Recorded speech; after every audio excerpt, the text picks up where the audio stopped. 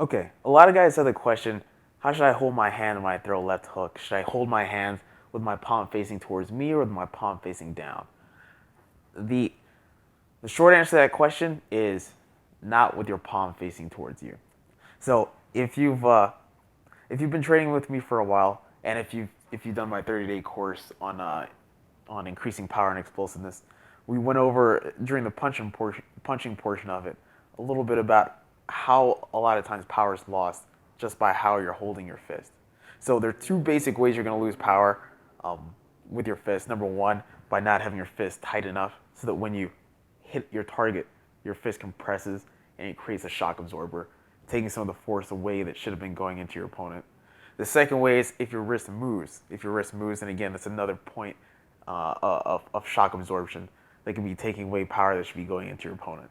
When you make a fist, it's very easy for your wrist to move upward or downward inadvertently. But it's actually pretty hard if you're making your fist strong and you're making your wrist like it's supposed to for it to move from side to side.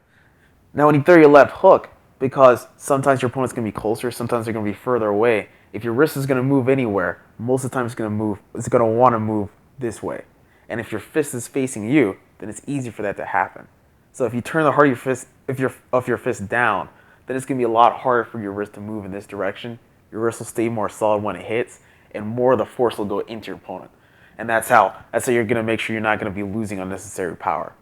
So the short answer is never have your fist this way. If your fist is so that the heart of the fist is facing you, you run the risk of losing some power. Now, if you have the heart of your fist facing down, if that force gets exerted this way, then you can hurt your wrist. So a lot of guys don't like to throw their heart of the fist down for this reason.